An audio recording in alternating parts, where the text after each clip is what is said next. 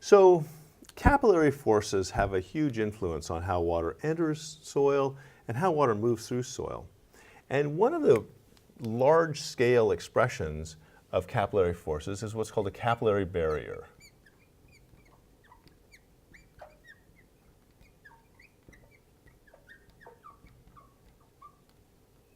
And this is a neat little geometry which illustrates some of the important features of capillarity.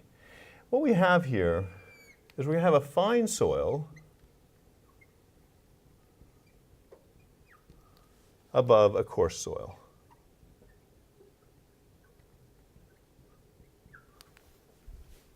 And what we're going to do is let's draw both of those soils characteristics curves on one axis. So we're going to draw the moisture content here, and let's just, for the sake of convenience, just draw the drainage curve.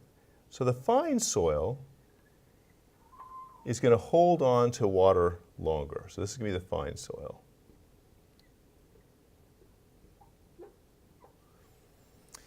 The coarse soil, on the other hand, and we could use a different color, I suppose.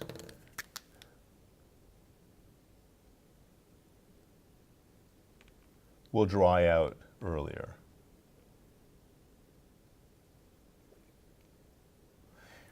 Okay. So what that means is that at a given pressure here, so let's have this be let's just call that H1, if you will. Okay. At that H1, what we have is that the fine soil is nearly saturated, while the coarse soil is at its residual water content. So, if we were to draw another curve, and this is going to be a little different. Here we're going to draw the pressure, and here I'm going to put the conductivity, the hydraulic conductivity.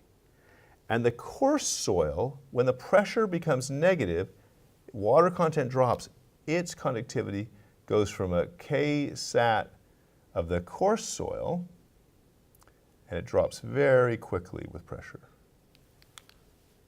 Whereas the fine soil, though it didn't start with as high a conductivity because it's a finer soil, it loses its conductivity much more slowly. And so what we have out here is a region where the fine soil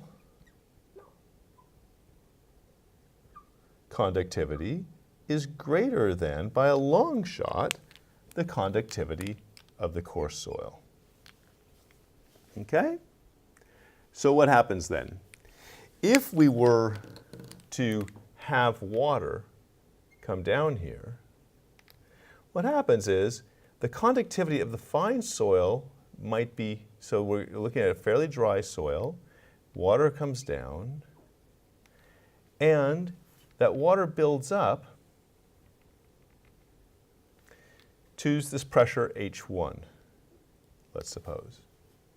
And what happens here then is at this pressure, and in this domain, we have high conductivity in the fine soil, and it's at a slope, so we'll actually get flow down slope in the fine soil, whereas the coarse soil has zero conductivity, so none of the water will drain down.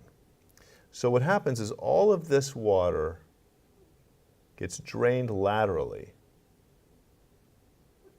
because the fine soil is holding on to, by capillary forces, the water and keeping much wetter than the coarse soil, giving rise to a diversion of water over the capillary barrier. These capillary barriers can be used to isolate waste, for example. So if you have a contaminated area and you build a sequence of fine and coarse materials over each other at sloping angles, you can create a sequence of diversions so that the rainwater can actually be diverted. They work best in very arid environments because it doesn't take much water to overwhelm the lateral movement of water in the fine soil.